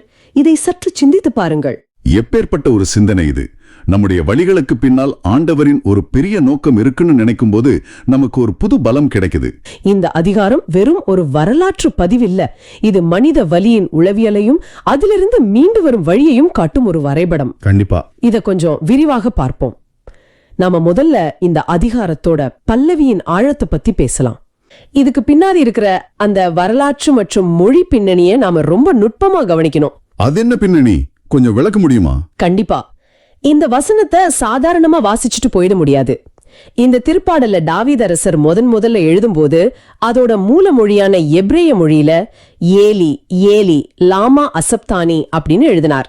இது பல நூற்றாண்டுகளுக்கு முந்தைய ஒரு இறைவாக்கு. ஓ சரி. ஆனால் காலங்கள் கடந்து இயேசு சிலுவையில தொங்கும்போது இந்த உச்சக்கட்ட துயரத்தை அவர் எப்ரேய மொழியில சொல்லாம தன்னுடைய அன்றாட பேச்சு மொழியான அரமேய மொழியில ஏலி ஏலி லாமா சபக்தானே அப்படின்னு கதறுகிறார். இது ரொம்ப முக்கியமான குறிப்பு. ஏன் அவர் அரமேய மொழியை தேர்ந்தெடுக்கணும்? ஏன்னா அரமேய மொழிங்கிறது அந்த காலத்துல மக்கள் பேசின சாதாரண தாய்மொழி. ஒரு மனிதன் தாங்க முடியாத வலியில துடிக்கும் போது முறையான இலக்கிய மொழியில பேச மாட்டான். ஆமா, அவனோட இயல்பான மொழியில தான் பேசுவான். கரெக்ட். அவனோட ஆழ்மனசுல பதிஞ்சிருக்கிற தாய்மொழியில தான் அலறுவான். அந்த வலிய, அந்த ஏன் என்னை கைவிட்டீருங்கிற ஏமாற்றத்தை பழைய ஏற்பாட்டு இறைவாக்கோடு இணைத்து புதிய ஏற்பாட்டில் ஒரு நிஜமான மனித வலியாக இந்த வாசகம் தத்ரூபமா பதிவு செஞ்சிருக்கு. ரொம்ப அழகா சொன்னீங்க. இது மனித ஆன்மா அனுபவிக்கிற உச்சக்கட்ட துயரத்தின் நேரடி வெளிப்பாடு. ஆமாம். இந்த வலியோட தொடர்ச்சியா சமூகத்தின் கேலி ஒரு புறம் இருக்க, ஒரு மனிதனின் அகமும் புறமும் அவனை எப்படி சிதைக்கிறது என்பதை அடுத்த பகுதி காட்டுது. இங்கதான் நம்ம திருப்பாடல்கள் 22 வசனங்கள் 7 மற்றும் 8 கவனிக்கணும். அதுல என்ன சொல்லப்பட்டிருக்கு? அதுல ரொம்ப தெளிவா சொல்லப்பட்டிருக்கு. என்னை பார்ப்பவர்கள் எல்லாரும் ஏகனம் செய்கின்றனர். உதட்டை பிதுக்கி தலையசைத்து ஆண்டவர் மேல் நம்பிக்கை வைத்தானே அவர் இவனை மீட்கட்டும், தாம் அந்த இவனை அவர் விடுவிக்கட்டும் என்கின்றனர். இது ரொம்ப கொடுமையான ஒரு சூழ்நிலை. ஆமா, இத வாசிக்கும் போதே சுத்தி நிக்கிற சமூகம் எப்படி ஒரு தனி மனிதனை காயப்படுத்துதுன்னு புரியுது. உதட்ட பிதுக்குவது, தலையசைப்பது இதெல்லாம் அன்றைய கலாச்சாரத்துல எவ்வளோ பெரிய அவமானம். பண்டை மத்திய கிழக்கு கலாச்சாரத்துல ஒருத்தரை பார்த்து தலைய அசைப்பது அப்படிங்கிறது வெறும் கேலி கிடையாது. அது ஒரு முழுமையான நிராகரிப்பு. ஓ அப்படியா? ஆமா. இவன் சபிக்கப்பட்டவன், இவனோட எந்த ஒட்டும் உறவும் இனி இல்ல அப்படின்னு சமூகம் கொடுக்கிற தீர்ப்பு அது. அவங்க உதட்டை பிதுக்கி சொல்ற வார்த்தைகளை பாருங்க. ஆண்டவர் மேல் நம்பிக்கை வைத்தானே அவர் இவனை மீட்கட்டும். இதுல ஒரு பயங்கரமான உளவியல் இருக்கு. கேட்கிறேன், நாம் கடினமான சூழ்நிலைகளில் இருக்கும்போது நம் சுற்றத்தார் நமது விசுவாசத்தை எப்படி கேலி செய்கிறார்கள். ஆமா, நிறைய பேர் இதை அனுபவிச்சிருப்பாங்க. இவ்வளவு ஜபம் பண்றியே, தினமும் ஜபமாலை சொல்றியே, நோன்பு இருக்கியே, உனக்கே இந்த நிலைமை, உன் ஆண்டவர் உன்னை காப்பாத்துறையா என்று கேட்கும் நவீன கால சமூகத்தோடு இது எப்படி ஒப்பிடலாம்? ரொம்ப சரியான கேள்வி. இன்றைய டிஜிட்டல் உலகத்துல இந்த தனிமை இன்னும் கொடூரமானது.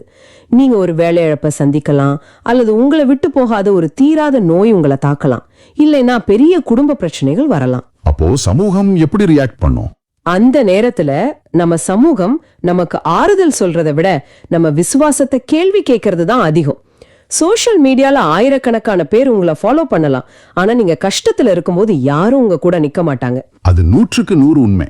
அந்த தலையசைத்து கேலி செய்யும் கூட்டம் இன்னைக்கு வாட்ஸ்அப் ஃபார்வர்டுகளிலும் வதந்திகளிலும் ஒழிஞ்சிருக்கு. இவ்ளோ பக்தியா இருந்தே என்ன பிரயோஜனம் கேட்கும்போது வர்ற அந்த தனிமை இருக்கே, அது நோயை விட கொடுமையானது. உண்மைதான். அந்த நேரத்துல தனித்து விடப்பட்டதாக உணரும் நவீன கால நேயர்களுக்கு இந்த வாசகம் ஒரு பெரிய ஆறுதல். நிச்சயமா. ஏன்னா நீங்க படும் அதே கேலியையும் அதே தனிமையையும் அதே மன உளைச்சலையும் திருவிவிலியத்தில் உள்ள இந்த நிகழ்வு அப்படியே அச்சு பிசகாமல் பிரதிபலிக்கிறது. நீங்க தனியா இல்ல, ஆயிரக்கணக்கான வருஷங்களுக்கு முன்னாடியே உங்களுடைய வழியை ஆண்டவர் அறிந்திருக்கிறார் என்பது எவ்வளவு பெரிய ஆசுவாசம். அதுல எந்த சந்தேகமும் இல்ல. இந்த சமூக தனிமைக்கு பிறகு வேதனையின் அடுத்த கட்டம் உடல் மற்றும் உரிமைகள் பறிக்கப்படும் நிலைக்கு செல்லுது.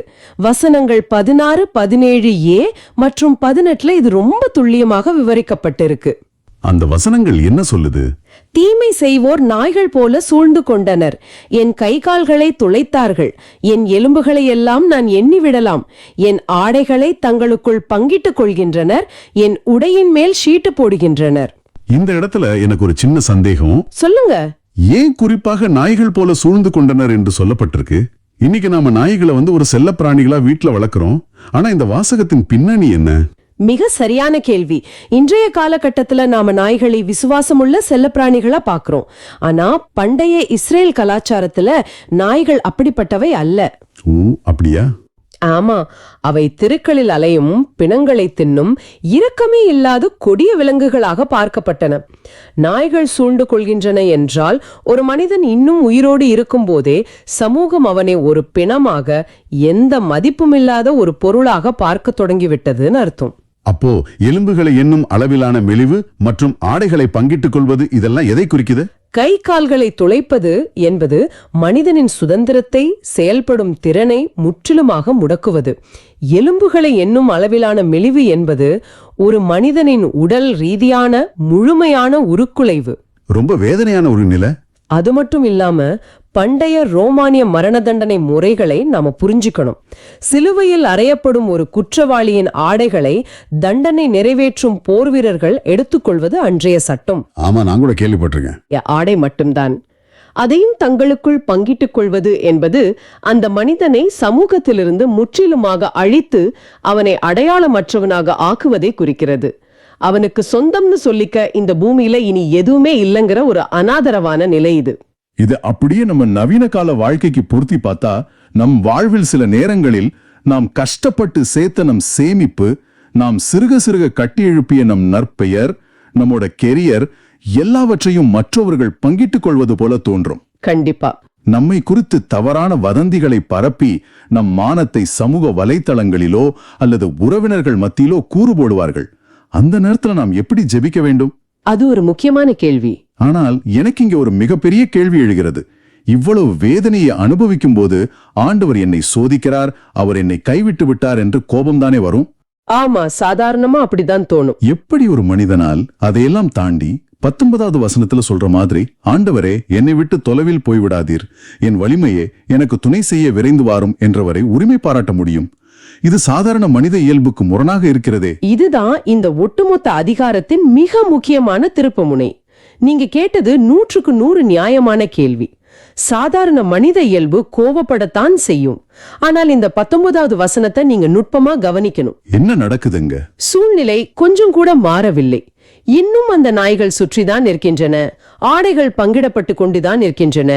கை கால்களில் உள்ள துளைகள் அப்படியேதான் வலியை தருகின்றன. ஆனால் ஜெபிக்கிற மனிதனோட மனநிலை மாறிவிட்டது. எப்படி மாறுது? முதல் வசனத்தில் ஏன் என்னை கைவிட்டீர் என்று ஆண்டவரை கேள்வி கேட்ட அதே ஆன்மா இப்போது ஆண்டவரையே தன் பலமாக பற்றிக்கொள்ளும் நிலைக்கு வந்துவிட்டது.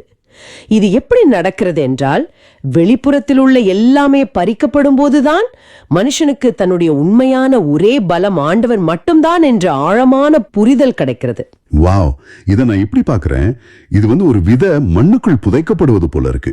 ரொம்ப சரியான உதாரணம். அது இருட்டுல, தனிமையில, நாலா பக்கமும் அழுத்தம் தாங்காம அழுகி போறதா நினைக்கும் போதுதான் அதோட வெளி ஓடு உடைக்கப்படுது.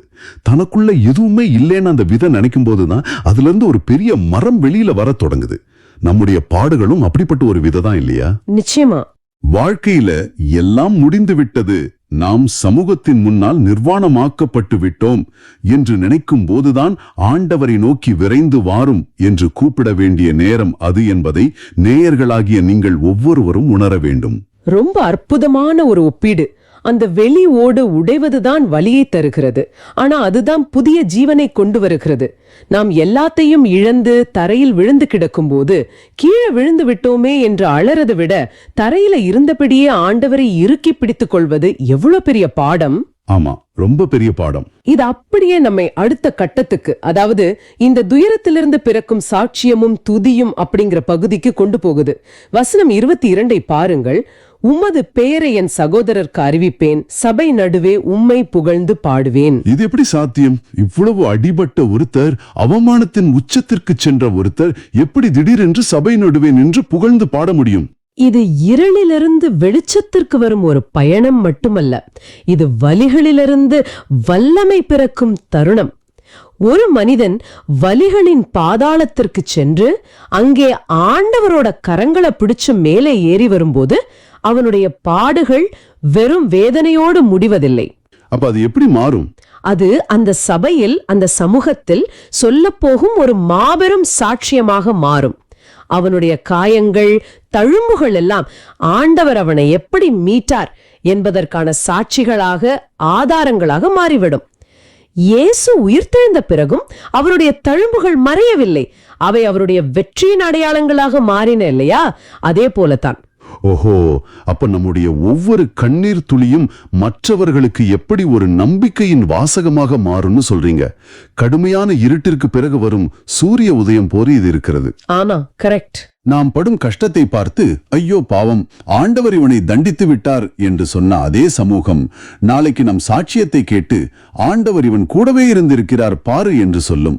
இது ஒரு தனிமனிதனின் வெற்றி மட்டுமல்ல, சமூகத்தின் பார்வையை மாற்றும் ஒரு நிகழ்வு. மிகச் சரியாக சொன்னீர்கள். இதைத்தான் 23வது வசனம் ஒட்டுமொத்த சமூகத்துக்கான அழைப்பாக வைக்கிறது. ஆண்டவருக்கு அஞ்சுவோரே, யாக்கோபு மரபினரே, இஸ்ரேல் மரபினரே, அனைவருமே அவரை மாட்சிமைப்படுத்துங்கள், அவரை பணியுங்கள் என்ற அழைப்பு விடுக்கப்படுகிறது. இங்கே குளம் முழுமைக்கும் விடுக்கப்படும் அழைப்பை கவனியுங்கள். ஆமா, அது ரொம்ப முக்கியமானது. நேயர்களே, உங்களை நேரடியாக பார்த்து நான் ஒன்று சொல்லிக்கொள்ள விரும்புகிறேன். இன்று நீங்கள் படும் பாடுகள், அவமானங்கள், குடும்பத்திலுள்ள பிரிவினைகள், நீங்கள் இழந்து விட்டதாக நினைக்கும் நற்பெயர், இது எதுவுமே உங்களுடைய தனிப்பட்ட பிரச்சனை அல்ல. கண்டிப்பா கிடையாது. நாளை நீங்கள் இவ்விதிருந்து மீண்டு வரும்போது உங்கள் மீளுதல் உங்கள் குலம் முழுவதற்கும், உங்கள் சமூகம் முழுவதற்கும் ஒரு பெரிய விசுவாசத்தின் சாட்சியாக அமையும். உங்களை பார்த்து, உங்கள் தழும்புகளை பார்த்து இன்னும் பல பேர் ஆண்டவர் பக்கம் திரும்புவார்கள்.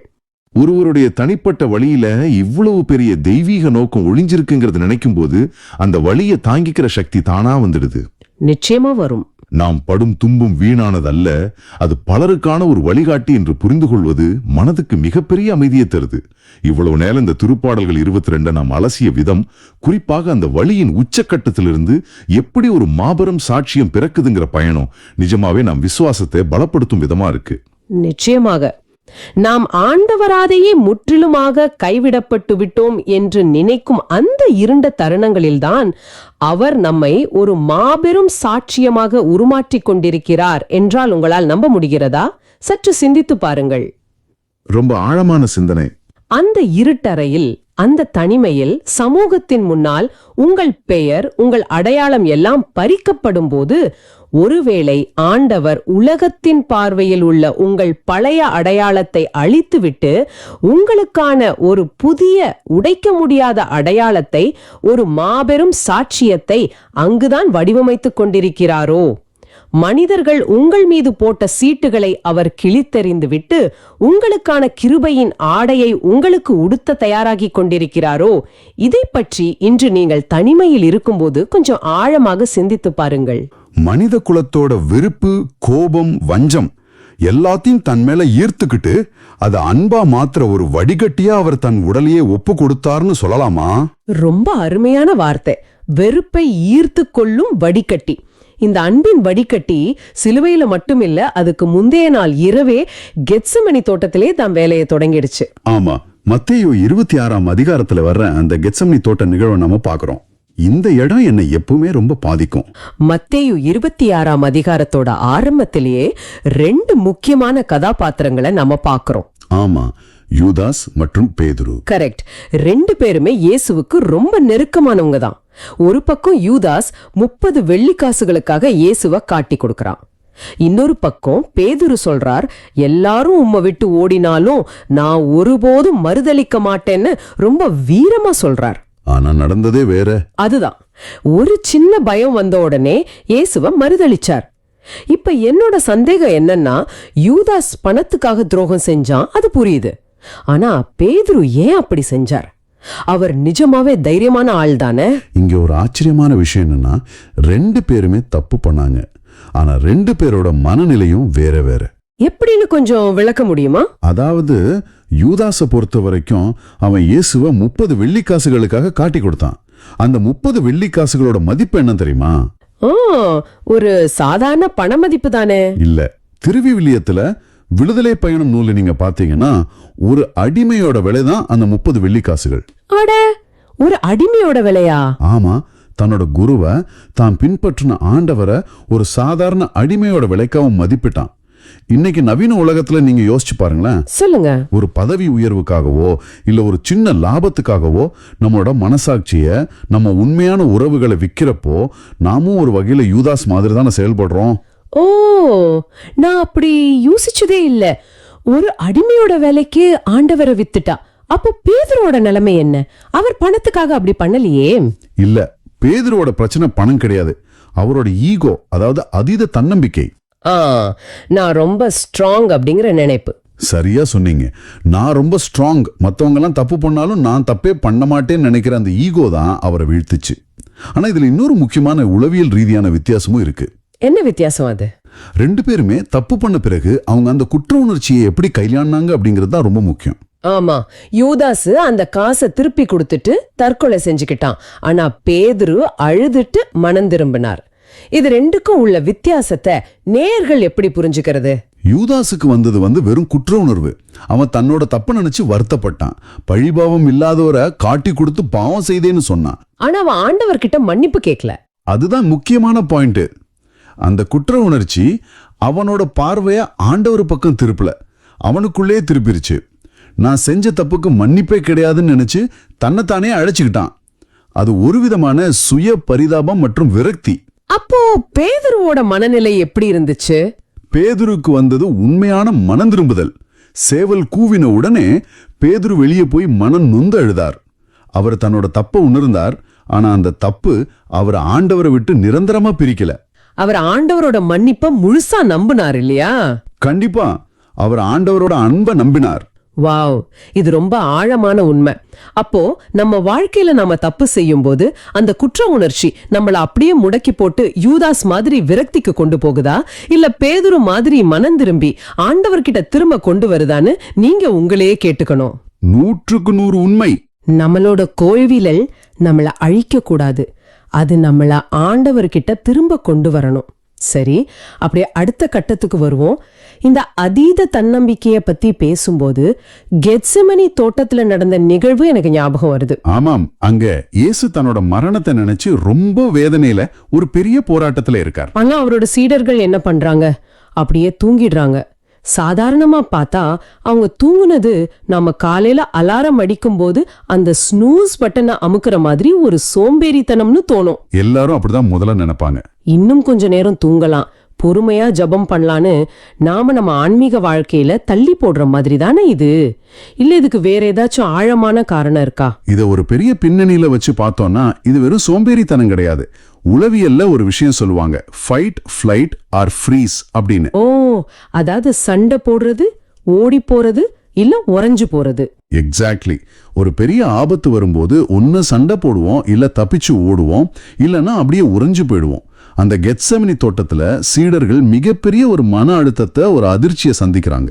அவங்களால அந்த சூழ்நிலையை ஏத்துக்க முடியல. ஆமா, அவங்களோட மூளை அந்த அதிர்ச்சியை தாங்க முடியாம அப்படியே ஃப்ரீஸ் ஆகி, அதாவது உறைஞ்சு போய் அவங்கள தூக்கத்துல தள்ளிருச்சு.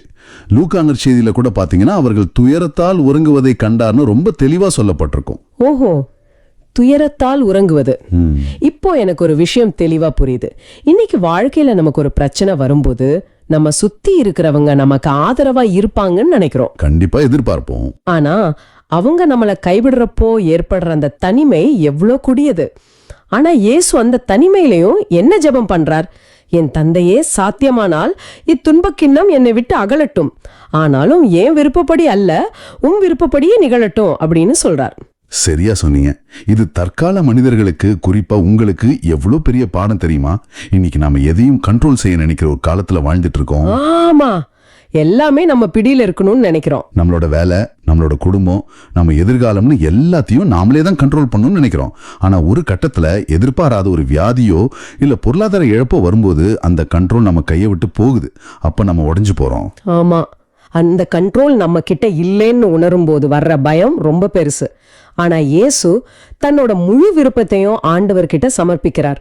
அதனாலதான் ஆண்டவரிடம் முழுமையாக சரணடைவதன் முக்கியத்துவத்தை இயேசு இங்க காட்டியிருக்கார். உன் விருப்பப்படியே நிகழட்டும்னு சொல்றது ஒரு வீழ்ச்சி கிடையாது, அதுதான் உண்மையான பலம். அது ரொம்ப அழகான ஒரு பார்வை. நம்ம கையில கண்ட்ரோல் இல்லைன்னு உணரும் போது அதை ஆண்டவர் கையில கொடுக்கறது தான் உண்மையான சரணடைதல். ஆனா இங்கதான் எனக்கு ஒரு முரண்பாடு தோணுது. இயேசு பிடிபடும் போது தன்னை தற்காத்துக்க வாளை எடுத்த சீடனை தடுத்து, வாளை எடுப்போர் அனைவரும் வாளால் அழிந்து போவர்னு சொல்றார். பிலாத்து முன்னாடியும் தலைமை குருக்கள் முன்னாடியும் ஏராளமான பொய்ச்சாட்சிகள் சொல்லப்பட்டும் இயேசு ரொம்ப அமைதியாக நின்றார். ஆமா, முழுமையான மௌனம். மத்தேயு 26:53 இயேசு சொல்றாரு, நான் என் தந்தையின் துணையை வேண்ட முடியாதென்றால் நினைக்கிறாய், வேண்டினால் அவர் 12 லெகியோன்களுக்கு மேற்பட்ட வானதூதர்களை இப்போதே எனக்கு அனுப்பி வைப்பாரே அப்படின்னு. 12 லெகியோன் வானதூதர்களா? இதுக்கு உண்மையான அர்த்தம் என்ன? ஒரு லெகியோன் அப்படிங்கிறது ரோமானிய ராணுவத்துல சுமார் 6000 அதிக பலம் வாய்ந்த போர் வீரர்களை கொண்ட ஒரு படைப்பிரிவு. அப்ப 12 லெகியோன்னா 22,000 வானதூதர்கள். அத்தனை பேரையும் இறக்கி அந்த இடத்தையே அழிச்சிட இயேசுவால முடியும். அவருக்கு அந்த அதிகாரம் இருந்துச்சு. ஆனா அவர் அமைதியா இருந்தார். ஓ, அதிகாரம் இருந்தும் அதை பயன்படுத்தல. ஆமா, அதிகாரம் இருந்தும் அதை தவறாக பயன்படுத்தாமல் இறைவாக்கு நிறைவேற தன்னை முழுமையாக ஒப்பு கொடுத்தார். இதைத்தான் நாம கத்துக்கணும். அமைதிங்கிறது பலவீனம் கிடையாது, அது கட்டுப்பாட்டுக்குள் வைக்கப்பட்ட மாபெரும் வலிமை. வாவ், அமைதி என்பது கட்டுப்பாட்டுக்குள் வைக்கப்பட்ட வலிமை. ஆமா, சில நேரங்கள்ல உண்மையை நிரூபிக்க ஆண்டவர் மேல முழு பாரத்தை போட்டுட்டு அமைதியா இருக்கிறது எவ்வளவு பெரிய ஆயுதம்னு இயேசு நமக்கு கத்து கொடுக்கிறார். மத்தேயு 27 அதிகாரத்தோட உச்சக்கட்டத்துக்கு வரும். இயேசுவ சிலுவையில அறையறாங்க. வரலாற்றிலேயே ரொம்ப இருண்ட நேரம் அது. ரோமானியர்களோட அந்த சிலுவை சாவுங்கிறது சாதாரண ஒரு தண்டனை கிடையாது. அது மிக கொடூரமான, ஒரு மனுஷனை துடிக்க துடிக்க கொல்ற ஒரு முறை. மதியம் 12 மணி முதல் 3 மணி வரைக்கும் பூமி எங்கும் இருள் சூழ்ந்திருக்கு. அப்போ இயேசு சிலுவையில உச்சக்கட்ட வழியில ஒரு வார்த்தை கத்துறார். அது அரமே மொழியில சொல்லப்பட்டிருக்கு. ஏலி ஏலி லெம்மா சபக்தானி. அதாவது, என் ஆண்டவரே, என் ஆண்டவரே, ஏன் என்னை கைவிட்டீர்? ஆமா, இது கேட்கும் போதே நெஞ்சு அடைக்குது. எப்படி ஆண்டவரோட சொந்த மகனே இப்படி ஒரு கைவிடப்பட்ட நிலைக்கு போனார்? அந்த வார்த்தைகள்ல இருக்கிற வலி வெறும் உடல் வலி இல்ல, அது ஆன்மார்த்தமான ஒரு வலி. மனிதகுலத்தோட அத்தனை பாவங்களையும் அவர் தன் மேல சுமக்கும் போது ஆண்டவரோடு அவருக்கு இருந்த அந்த பரிசுத்தமான தொடர்பு துண்டிக்கப்பட்ட மாதிரி ஒரு ஆழமான கைவிடப்பட்ட உணர்வு அது. ஆமா, எனக்கு எப்பவுமே இந்த இடத்துல ஒரு பெரிய தயக்கம் அல்லது குழப்பம் வரும். இயேசு எப்போ ஜெபிச்சாலும் கடவுளை அப்பா, தந்தையே அப்படின்னு தான் ரொம்ப நெருக்கமா அழைப்பார். ஆமா, அவரோட ஜெபங்கள் எல்லாமே அப்படித்தான் இருக்கும். ஆனா சிலுவையில மட்டும் ஏன் என் இறைவா அப்படின்னு ஒரு தூரத்து மனிதனை போல அழைக்கிறாரு. அவர் ஒரு கணம் தன் நம்பிக்கையை இழந்துட்டாரா? இதை நம்ம எப்படி புரிஞ்சுக்கிறது? இது மிக முக்கியமான கேள்வி. இது நம்பிக்கை இழப்போட குரல் கிடையாது. இது ஒரு முழுமையான மனிதனின் ஒட்டுமொத்த மனித குலத்தின் பிரதிநிதியா அவர் எழுப்பின கதறல். திருப்பாடல்கள் 22 அவர் அங்கே சிலுவையில நினைவு கூறுகிறாரா?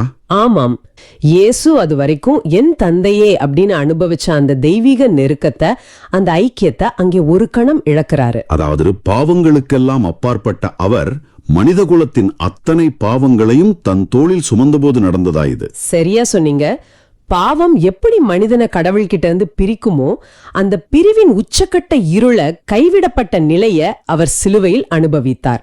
திருத்தந்தை பிரான்சிஸ் கேட்கிறாரு, ஏன் இது நடந்தது? எதற்காக ஆண்டவர் இவ்வளவு பெரிய இருளை சந்திக்கணும்னு? நமக்காகத்தானே.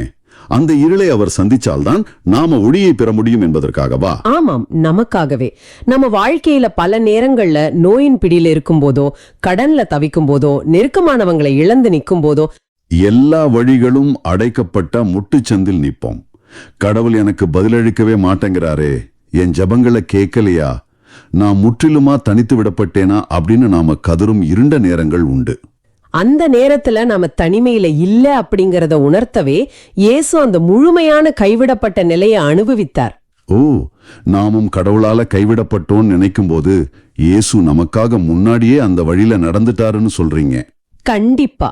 நீங்க இப்போ கடந்து போற அந்த இருள, அந்த பிரிவின் வழிய ஆண்டவர் இயேசு சிலுவையில ஏற்கனவே முழுமையா அனுபவிச்சிட்டார். ஆகையால உங்க இருள் அவரால் புரிந்து கொள்ள முடியும். ரொம்ப ஆழமான விளக்கம். அப்படி என்றால் நாம தனிமையில கதறும்போது இயேசு நம் அருகில் வந்து நின்று, மகனே, மகளே, இந்த இரண்ட பாதையில் நான் ஏற்கனவே நடந்து வந்து விட்டேன், உனது வலி எனக்கு தெரியும், நீ தனியாக இல்லை அப்படின்னு அரவணைக்கிறார். உண்மைதான். இத நினைக்கும் போதே ஒரு பெரும் அமைதி கிடைக்குது. எத்தனையோ பேர் வெளியே சிரிச்சுக்கிட்டு இருந்தாலும் உள்ளுக்குள்ள ஒரு இருட்டறையில மாட்டின மாதிரி, ஆண்டவரே என்னை ஏன் கைவிட்டீர், எனக்கு மட்டும் ஏன் இந்த சோதனைன்னு கதறிட்டு இருப்பாங்க. தனக்கு யாருமே இல்ல, ஆண்டவர் கூட தன்னை விட்டு விலகிட்டார்னு நினைக்கிற அந்த கொடிய தனிமை உணர்வு இருக்கு இல்லையா, இயேசு அந்த உணர்வையும் சிலுவையில நமக்காக அனுபவிச்சார். உண்மைதான். நம்ம வலிய அவர் தன்னோடதாக்கிக்கிட்டார். அதாவது நீங்க அந்த மனச்சோர்வுல இருக்கும்போது நீங்க தனியா இல்ல, உங்க வலிய, உங்க கண்ணீரை முழுசா புரிஞ்சுகிட்ட ஒருத்தர் உங்க கூடவே இருக்காருன்னு இது நமக்கு உணர்த்துது. இது ஒரு முக்கியமான கேள்வியை எழுப்புது. ஆண்டவர் ஏன் இந்த வேதனைய தன் சொந்த மகனுக்கே அனுமதிக்க வேண்டும்? அவர் ஏன் இந்த அளவுக்கு தன்னை தாழ்த்தி கொள்ள வேண்டும்? இதற்கான பதில நம்ம இயேசு இறந்த உடனே நடந்த நிகழ்வுகள்ல பார்க்க முடியும். என்ன நடந்ததுங்க? இயேசு உயிர் விட்ட உடனே திருக்கோவிலின் திரை மேலிருந்து கீழ் வரை இரண்டாக கிழிந்ததுன்னு வாசகம் சொல்லுது.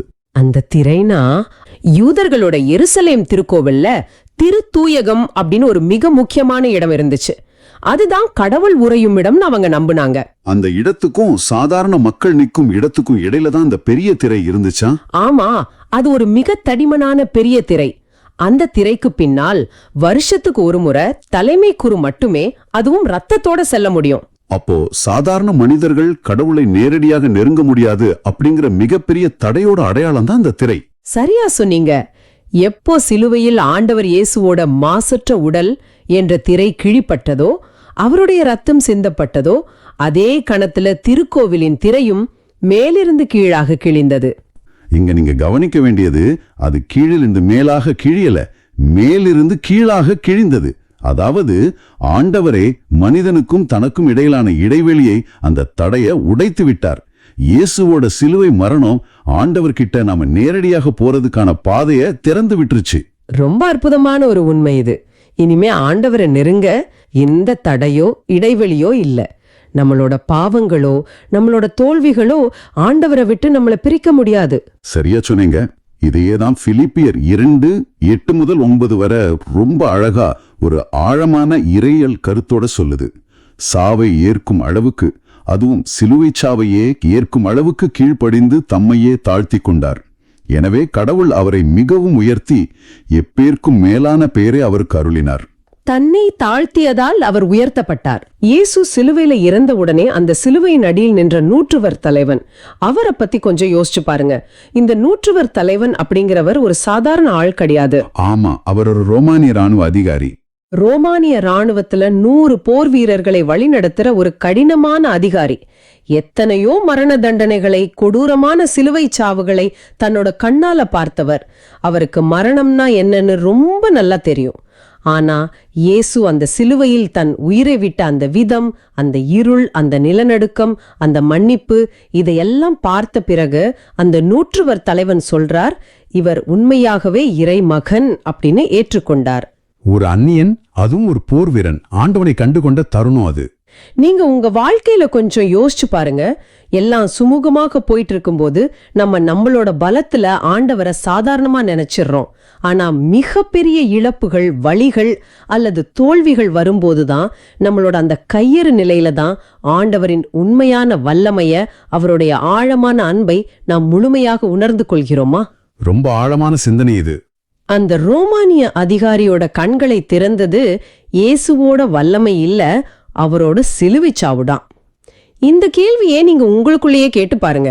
உங்களோட தோல்விகள், உங்களோட தனிமை, உங்களோட வலிகள், இது எல்லாமே ஆண்டவரை நீங்கள் கண்டுகொள்ளும் ஒரு மாபெரும் தருணங்களாக மாறலாம். உங்களோட சிலுவைகளும் உங்களை ஆண்டவரோடு இணைக்கலாம். கண்டிப்பா மாறும். அந்த நம்பிக்கை தான் நம்மளை வழி நடத்தணும். இந்த இயேசுவின் பாடுகள் நமக்கு கற்றுக் கொடுப்பது வெறும் அனுதாபத்தையோ அல்லது வரலாற்று தகவல்களையோ கிடையாது. இது நம் ஒவ்வொருவரின் அன்றாட வாழ்க்கைக்குமான ஒரு சவால். என்ன சவால்னு சொல்றீங்க? எருசலேம் மக்கள் நல்லது நடக்கும்போது, இயேசு அற்புதங்கள் செய்தபோது ஓசன்னா ஓசன்னா அப்படின்னு ஆர்ப்பரிச்சாங்க. ஆனா இருண்ட காலங்கள் வந்தபோது, பாடுகள் வந்தபோது அவரை புறக்கணித்து தள்ளிவிட்டார்கள். இன்னைக்கு நாம அப்படி இருக்கோமான்னு யோசிக்கணும் இல்லையா? ஆமா, இன்று நாம் எப்படி இருக்கிறோம்? ஆண்டவர் நமக்கு நன்மைகள் செய்யும் போது, நம் ஜபங்கள் உடனடியாக கேட்கப்படும் போது மட்டும் அவரை போற்றுகிறோமா? அல்லது வாழ்க்கையின் பாடுகளிலும் இருளான நேரங்களிலும் அந்த சிலுவையின் அடியிலும் அவரோடு உறுதியாக நிற்க தயாராக இருக்கிறோமா? சிந்தித்து பாருங்கள். உண்மையிலேயே இது நம்மை நாமே கேட்டுக்கொள்ள வேண்டிய கேள்வி. பொதுவா நாம சிலுவையோடு பாடுகளை முடிச்சுக்கிறோம். எல்லாம் முடிந்தது, இயேசு உயிர்த்து விட்டார் அப்படின்னு கடந்து போயிடுறோம். ஆனா நேயர்களே, ஒரு புதிய கோணத்துல சிந்திச்சு பாருங்க. என்ன கோணம் அது? இயேசு மரணத்தை வென்று உயிர்த்தெழுந்த பிறகும், அவர் ஒரு மகிமைப்படுத்தப்பட்ட உடலை பெற்ற பிறகும், அவர் தன் கைகளிலும் விலாவிலும் இருந்த அந்த சிலுவையின் தழும்புகளை மறைக்கல. ஆமா, உயிர்த்த பிறகும் அந்த மனித காயங்களை அவர் அப்படியே வச்சிருந்தார். தோமா அந்த தழும்புகளை தொட்டு பார்த்தார் இல்லையா?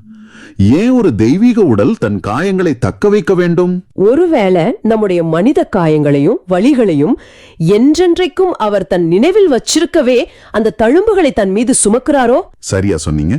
இது நமக்கு சொல்லும் செய்தி என்னவென்றால், உங்களுடைய காயங்கள், வலிகள், நீங்கள் பட்ட அவமானங்கள் எதுவுமே வீணல்ல.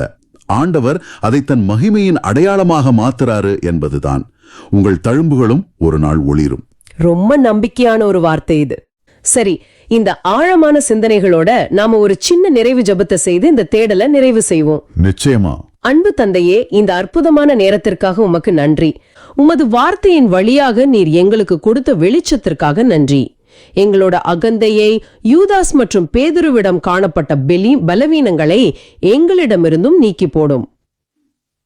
மாமா ஆண்டவரே, எங்களோட சொந்த பலத்தை நம்பி வீழ்ந்து போகாமல் உமது சிலுவையின் அடியில் எங்கள் முழு வாழ்க்கையையும் சரணடைய செய்ய எங்களுக்கு அருள் தாரும். எங்களுடைய சோர்வுகளில் நீர் எங்களோடு இருக்கிறீர் என்ற நம்பிக்கையை தாரும். இன்று இந்த வாசகத்தின் உண்மைகளை எங்களுக்கு புரிய வைத்ததற்காக நன்றி. எங்களை சுற்றியுள்ள நலிந்தவர்களை தேற்றும் நாக்கையும், உமது குரலை கேட்கும் செவியையும், அவமானங்களைக் கண்டு அஞ்சாத கற்பாரை போன்ற உறுதியையும் எங்கள் நேயர்கள் ஒவ்வொருவருக்கும் தந்தருளும். நீர் காட்டிய அந்த மாபெரும் தாட்சிக்காக உமக்கு நன்றி. உம்மையே வெறுமையாக்கி எங்களுக்காக நீர் பட்ட பாடுகள், அவமானங்கள் அனைத்தையும் நாங்கள் உணர்ந்து பார்க்கிறோம். ஆமென். இதோ இந்த காணொளியை பார்த்து கொண்டிருக்கும் உமது அன்பு பிள்ளையின் உள்ளத்தில் உம்முடைய தூய ஆவியானவர் தாமே இறங்கி வருவாராக. அவர்கள் தங்கள் வாழ்வில் எதிர்கொள்ளும் அந்த விடாப்பிடியான ஈகோவையும் பெருமையையும் விட்டொழித்து மற்றவர்களுக்காக தங்களை வெறுமையாக்கும் அந்த மனநிலையை அவர்களுக்கு தந்தருளும். அவர்கள் அவமானப்படுத்தப்படும் நேரங்களில் நீரே அவர்களை கரம் பிடித்து உயர்த்துவீராக. அன்பாண்டவரே, இருளின் பள்ளத்தாக்கில் நடக்கும்போதும் உமது கரம் எங்களை தாங்கி பிடிக்கிறது என்பதை இன்று இந்த திருப்பாடல்கள் வழியாக எங்களுக்கு உணர்த்தியதற்காக நன்றி. இன்று வேதனையிலும் தனிமையிலும் மற்றவர்களின் கேலி பேச்சுகளிலும் சிக்கித் தவித்து ஒரு விதையைப் போல இருளில் புதைக்கப்பட்டிருப்பதாக உணரும் ஒவ்வொருவர் மீதும் உமது வல்லமை இறங்கட்டும். உமது பிரசன்னம் அவர்களை தேற்றட்டும். அவர்களின் கண்ணீர் அனைத்தும் நாளைய சமூகத்திற்கான சாட்சியமாக மாற உமது ஆவியானவர் துணை செய்யட்டும். எத்தனையோ முறை நாங்களும் கட்டப்பட்ட கழுதையைப் போல இருந்திருக்கிறோம். ஆனால் எங்களை உமக்கு தேவை என்று அழைத்து மதிப்பு கொடுத்ததற்காக நன்றி. எங்கள் உள்ளமாகிய எருசலேமுக்குள் நீர் நுழையும் போது எங்களுடைய கோபம், ஈகோ என்ற மேலுடைகளை உமது பாதத்தில் மனமுவந்து சமர்ப்பிக்கிறோம். சூழ்நிலைக்கு ஏற்ப மாறாமல் என்றென்றும் உமக்கு உண்மையான சீடர்களாக வாழ எங்களுக்கு அருள் தாரும். எங்கள் ஆண்டவராகிய இயேசு கிறிஸ்துவின் பேரால் ஆமென். ஆமென். இந்த ஆழமான பார்வை உங்களுக்கு பயனுள்ளதாக இருக்குதுன்னு நினைச்சா மத்தவங்களுக்கு இந்த வீடியோவை ஷேர் பண்ணுங்க. நற்செய்தியின் தூதராக இறையாட்சியை எடுத்துரைங்க. நன்றி. மீண்டும் நாளை சந்திப்போம். இயேசுவுக்கே புகழ். அன்னை மரியே வாழ்க.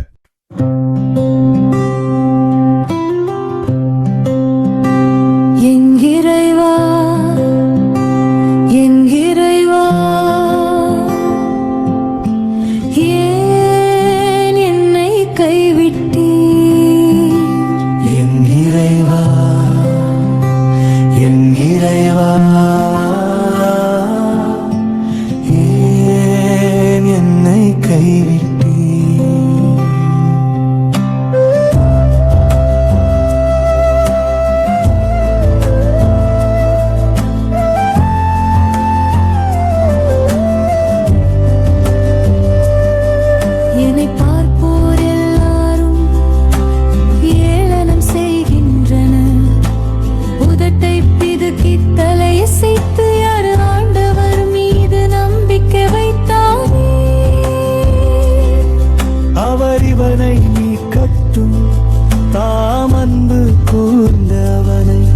அவர் விடுவிக்கட்டும் என்கின்றது. என் இறைவா, என் இறைவா, ஏன் என்னை கைவிட்டீர்?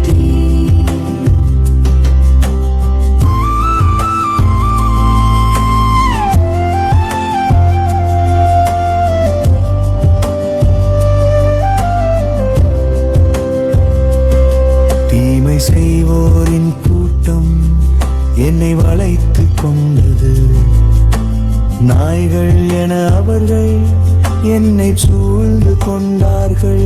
என் கைகளையும் கால்களையும் துளைத்தார்கள், என் எலும்புகளை எல்லாம். நான் என்னே இறைவா, என் இறைவா, என் இறைவா, ஏன் என்னை கைவிட்டீர்?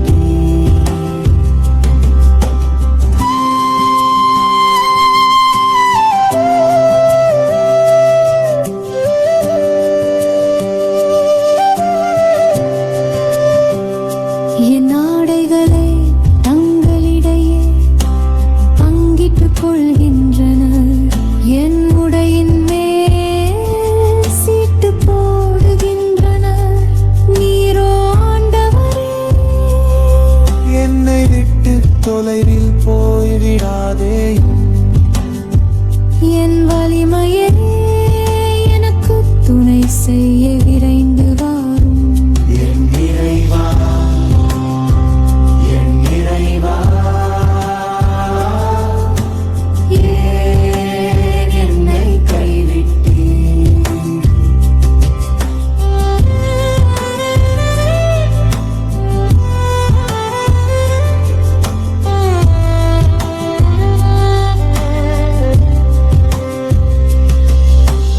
உமது பெயரை என் சகோதரருக்கு அறிவிப்பேன். சபை நடுவே உம்மை புகழ்ந்து பாடுவேன். ஆண்டவருக்கு அஞ்சுவோரே, அவரை புகழுங்கள். யாக்கோபின் மரபினரே, அனைவரும் அவரை மாட்சிமைப்படுத்துங்கள். இஸ்ரவேல் மரபினரே, அனைவரும் அவரை பணியுங்கள். என் இறைவா, என் இறைவா, ஏன் என்னை கைவிட்டீர்?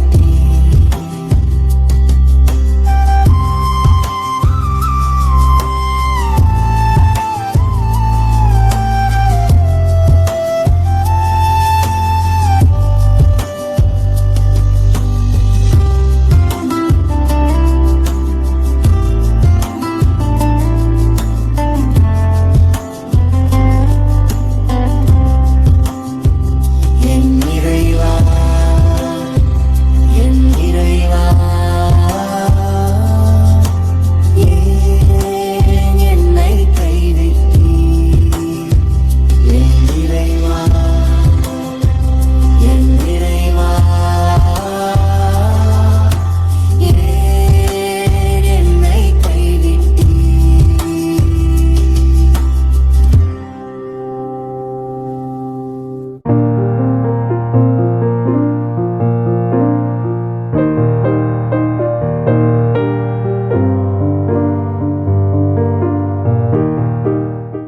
நீங்கள் காண்பவற்றை காணும் வாய்ப்பை பெற்றோர் பேறு பெற்றோர். ஏனெனில் பல இறைவாக்கினர்களும் அரசர்களும் நீங்கள் காண்பவற்றை காண விரும்பினார்கள், ஆனால் அவர்கள் காணவில்லை. நீங்கள் கேட்பவற்றை கேட்க விரும்பினார்கள், ஆனால் அவர்கள் கேட்கவில்லை என நான் உங்களுக்கு சொல்கிறேன் என்று கூறினார்.